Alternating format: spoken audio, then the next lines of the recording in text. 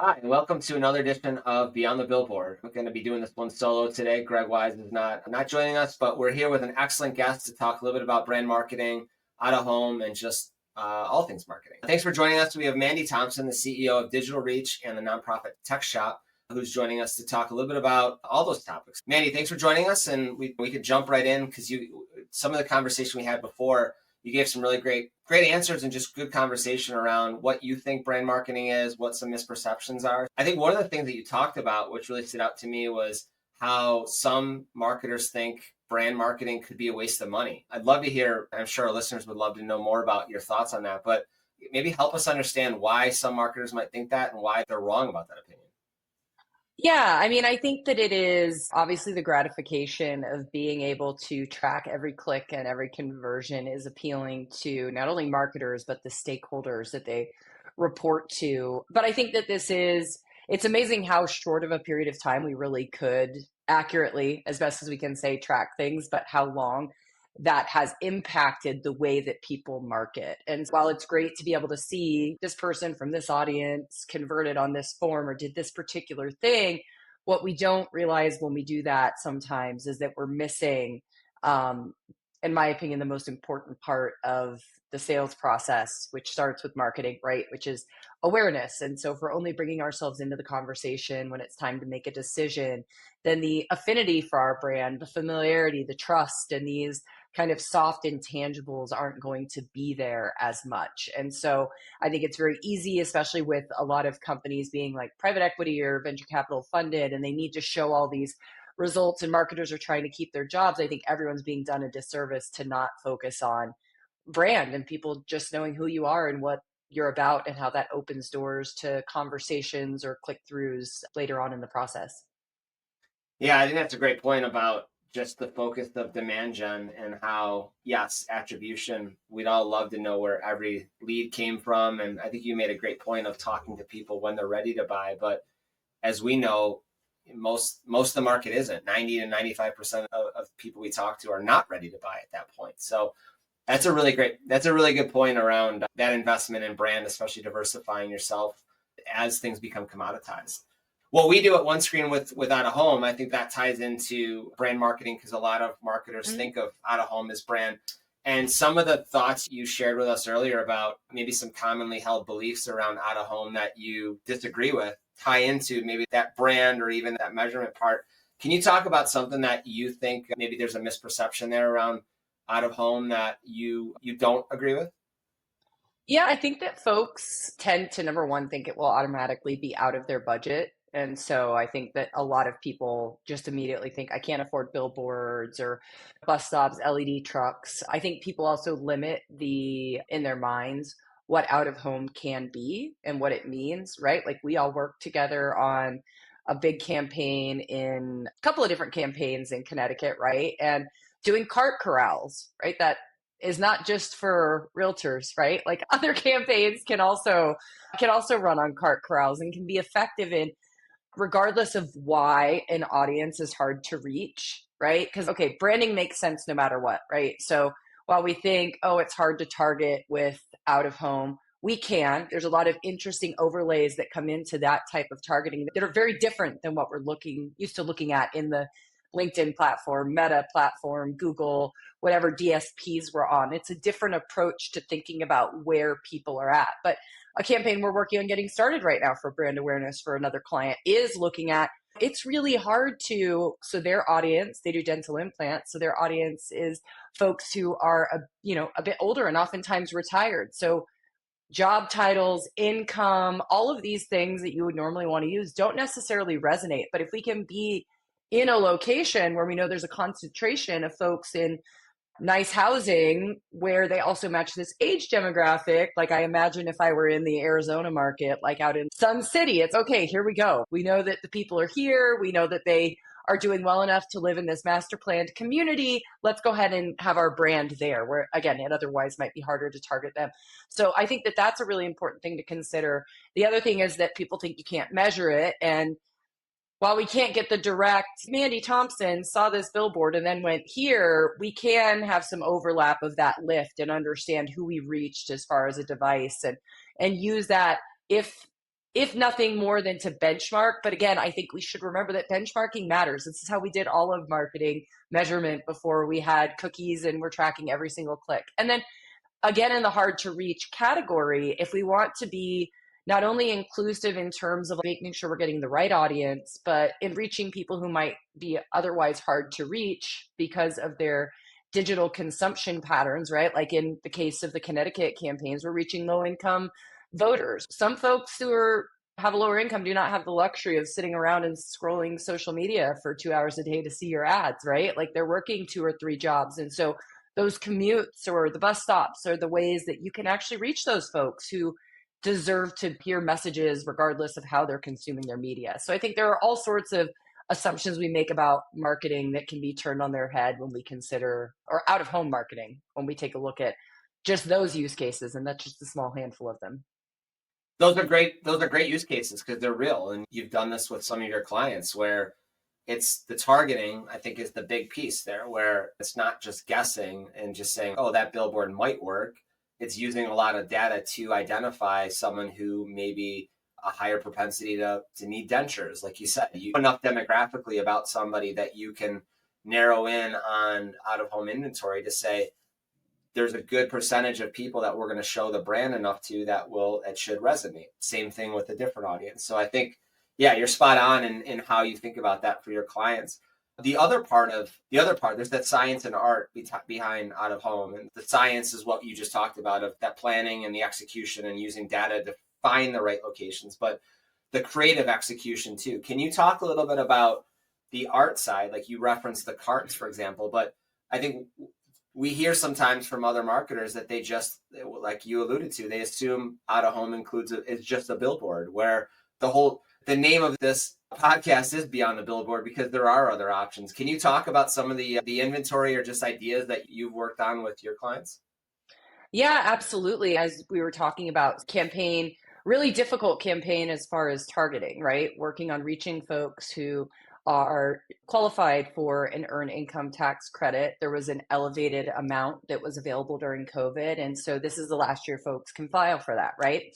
So how do we find the people who haven't filed? It's not like you can pull from a data source like people who, have or haven't, or anyhow, finding these folks. And so yes, billboards and bus stops and the things that people think of were part of that strategy, but we brought in cart corrals, right? Because a lot of, and very specific grocery stores, but also even posters in locations that people frequent, smaller businesses, right? So again, instead of thinking about this big billboard you have to put up, like it can come in smaller posters where you can get more information than you could on a billboard, right? So I think that thinking about that, and then I think like testing creative, the nice thing about digital is that we can see messages that are resonating if we are committing to for a billboard, a static billboard. Of course, we do want to know that we have creative that resonates.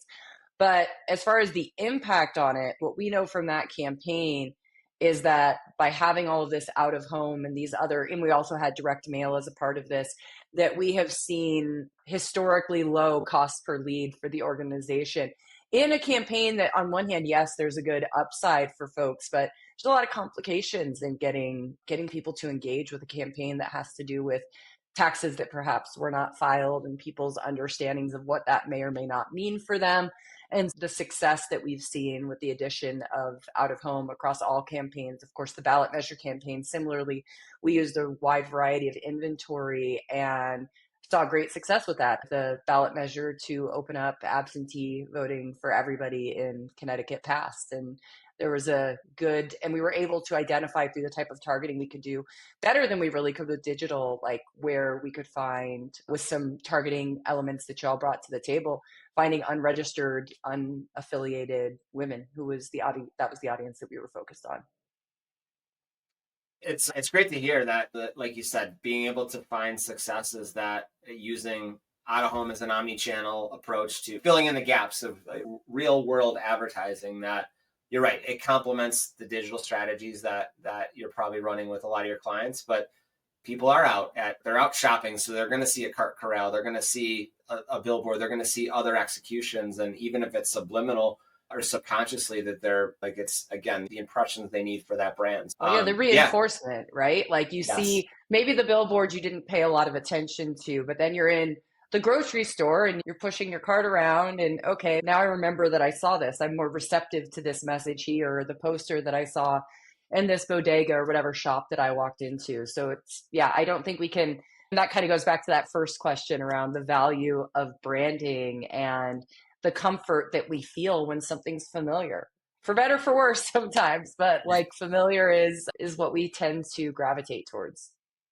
You're right. And I know with a lot of clients, we see an uptick in organic search because someone sees a brand somewhere, and then when they do have time to go, especially if they're driving, when they go back to their office, their home, whatever, they go and search for that. And we see an uptick that we can help them track to show, yes, they may not have they may not have used the URL that you were using or whatever your call to action is, but they're Hmm. going back and searching for that brand topic or your message, and they see a spike there. So Yeah, that's and similarly with brand paid search, right? If someone's seen your name a few times on a billboard or whatever other type of out of home inventory that you choose, and then they go to search, like we'll use the dental implants, right? And then, oh yeah, dental implants near me. Oh, you know what? I remember seeing that billboard. I'm going to go ahead and click through on their name instead of their competitor. So you're right. It can be seen. And that's why it's so important if you're introducing it to a strategy that has already been running, if you're thinking about talking to your stakeholders who you're reporting to who might not understand or have the passion for marketing that those of us in the business have, to say, look, we were getting this click through rate or this many impressions or this many page visits, and now we're seeing more, or we're seeing longer page visits or lower bounce rates, whatever else we can correlate. It's our job to do that so that we can communicate to those who don't understand the value of an out of home strategy. great insight. Is there any advice or any thoughts you'd give to other agencies who are, everyone's always trying to find a way to execute exactly like you just talked about, to get the brand in front of people so they remember it at the right time. But any advice you'd give to others that have maybe never incorporated or thought about out of home, that how that fits into the overall strategy? Yeah, I think that you have to, as always with marketing, have a complete plan and be realistic, right? So, like, so you have $100,000 a year total in ad budget. Okay, how much can we spend in these different areas? And what's the best way to spend at our top, our middle, our bottom of funnel, considering what budget you will have to continue to support that traffic, what your expectations are of what it's going to return in X period of time, other things you might be doing like going to events or whatnot that can help to support your strategy, and just really make sure that you're being holistic and comprehensive so that you set good expectations, and that you don't, hey, if you have $100,000 in budget, I don't recommend you go spend it all on an out of home campaign unless you know that you've got the people to be dialing. And let's say you don't put your BDRs or SDRs into the category of marketing spend. So somebody needs to be dialing.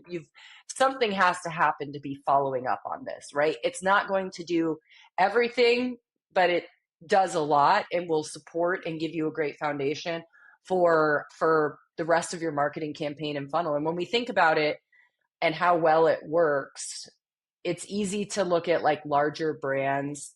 Like we work a lot with folks with on their CRM setup, right? So you'll see from these, the biggest players in the game, you'll see out of home advertising for them. You'll see it in airports, you'll see it all over the place, and where they think the folks they're wanting to reach will be. And I think what we should all borrow from that is not that it's out of our reach, but that it's a good strategy. And the same way, we don't say that we won't run paid ads because we can't run millions of dollars like HubSpot or Salesforce does. It shouldn't be that we don't do any out of home or brand campaigns. We're just not going to be able to do them we might not be able to get Catherine Hahn in a commercial with pirates about our product, but we can still do something that's going to put our brand in people's minds. I love that, especially the point that you made about the planning and realistic expectations up front, because we never recommend to someone put all your budget into out of home. It's a piece, just like you said, paid search might be, paid ads, and whatever the tactic is, it all fits together. And I think spot on in how you just described that, but especially the setting expectations up front, I think is a big piece to that. Mandy, this was great. Really great insight. Really appreciate, especially really the real life use cases you provided. Where can people find you? I appreciate the conversation as well. Your dog's trying to join in. If mine weren't in the back, they'd be trying to join in too. But yeah, people can connect with me on LinkedIn if you look for Mandy Thompson Digital Reach, or if you're in the for-profit side of things, digitalreachos.com is our website for for-profit businesses. And we work a lot with nonprofits, specifically a lot with political and advocacy work, as well as museums, art, fine art, stuff like that. So nonprofittechshop.com is where you can connect there. But of course, if you find me on LinkedIn, I can connect you with either side of what we do. So yeah, I would love to talk to any folks who have any questions, whether you're on the marketing, if you're agency side, or if you're looking at out of home advertising. Definitely love to talk marketing. So feel free to reach out. Thanks, Mandy. You're right. My dogs pick the most inopportune time to bark at whatever they decide to bark at. But you guys are doing great work, especially for nonprofits. Having worked with some nonprofits in the past, they always need marketing help, and you guys do excellent work for that. So kudos to your team. Thanks for joining us. Excellent conversation, excellent insight. Please connect with Mandy because, like she said, just marketers love to talk to other marketers. Connect with her and have a great conversation. So thanks again. We appreciate it. And looking forward to next episodes of Beyond the Billboard. So thanks for joining us and have a great day. Thanks for having me.